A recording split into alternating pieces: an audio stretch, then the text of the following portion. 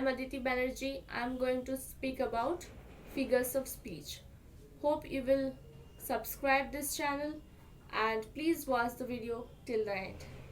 And please share it among your friends so that they can also listen to my videos and can be one person helpful. Let's begin with the session. So today I chose this topic figures of speech because it's new year and it's my first video. So let's do something unique. Now, coming back to the topic, what is figures of speech? Figures of speech, when we hear the word speech, it's somewhere related or linked with the words. Now, where is it used? It is a tool to ornament plays, poetries. Okay? And somewhere or the else, it's also used in novels and not in the essays, novels only. Okay? So, why will we require it to learn?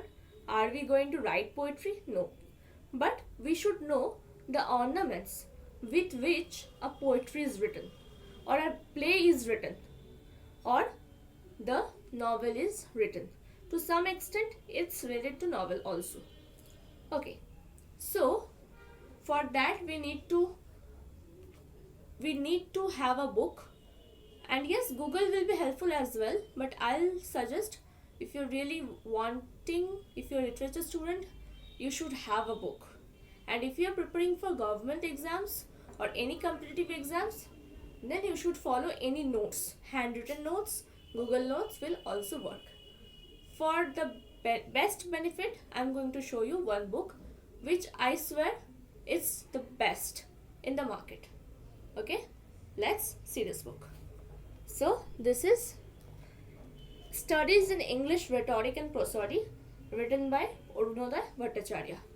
Okay, this book is available in Amazon, Flipkart and other markets as well. This book will tell you everything A to Z for rhetoric. And yes, those who are literature students, they should know about prosody as well, but I'm not discussing it right now.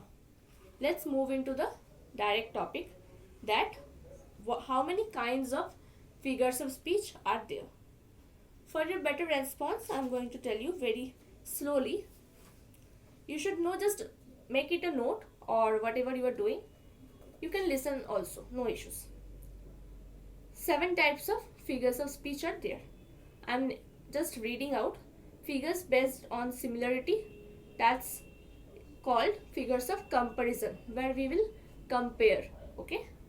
Number 2 is figures of imagination, where when writing poetry we require some elements to imagine, and then we write it use it in our poems.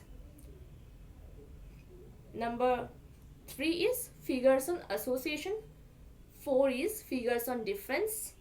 5 is figures on indirectness. 6th, figures on construction. And 7th, figures on sound. What type of sound you can tell? It's something like, suppose the humming of the bees. This humming word, it's a sound. Buzz is a sound. It can be used in poetry as an ornament. So we will learn slowly in several videos sequence I'll make, and you should learn it very carefully. Now today I'm going to tell you about figures based on comparison, which is the first thing. Within figures based on comparison, we will find 2 figures of speech. Okay, that is simile, number 1, and number 2 is metaphor. Just listen to the names. Those who are related to the competitive exam, just know the names. One is simile, I'm repeating. Other is metaphor. Okay. Now, what is these sounds are really disturbing. Ignore the background sound. So, suppose in simile, I'm going to discuss simile first, and I'll discuss metaphor in the second. What is simile? Simile is required to compare any 2 things. Suppose, one important trick I'm giving to you, whenever in a sentence you will find like, L-I-K-E, and as, Okay, mark it as simile, nothing else. How? Suppose I'm giving you an example. Suppose there is an example, I wandered lonely as a cloud. Lines by Wordsworth. I wandered lonely as a cloud. Okay, as is there. So if there is options like which figures of speech is used here, then make sure when as is there, make sure it's simile, nothing else, because as and like is used to compare things. I wandered lonely as what? Cloud. Okay, got it. It can be like as black as coal. Okay, as bald as egg. Anything like this. Now going back to the second option, that is like. Okay, it cannot be like I like the sweet. No, those I like the sweet cannot be the simile. Okay, because like in the sentence I like the sweet is a working verb. Now then what will be the another example? Let me use something from this book. Suppose if I tell that like a child from the womb, like a ghost from the tomb. Now what happens in poetries and plays is that they never follow the grammatical sequence, that is the subject, verb and object. Never. They will just topsy-turvily they will use it so that they can give a better rhyme. So in this sentence, like a child from the womb, like a ghost from the tomb. Like a child, like a ghost. Okay, this like is used. So whenever like and as will be used in a sentence, then that sentence will be simile. Okay, so that is what about simile. There are various types of simile that a literature student should have to study, but you know what, it's not required now in the basic stage. Okay, going back to the second type, that is the metaphor. Now metaphor also various types of metaphor. Now what is metaphor? Metaphor is a implicit comparison. Okay, implicit comparison between two dissimilar things. Okay, how will I tell that? Between two dissimilar things means, suppose if I tell variety is the spice of life. Yes, it's written like that. Variety is the spice of life. Now variety, okay, how can it be the spice of life? Spice is something, spices are something that can is used in cooking.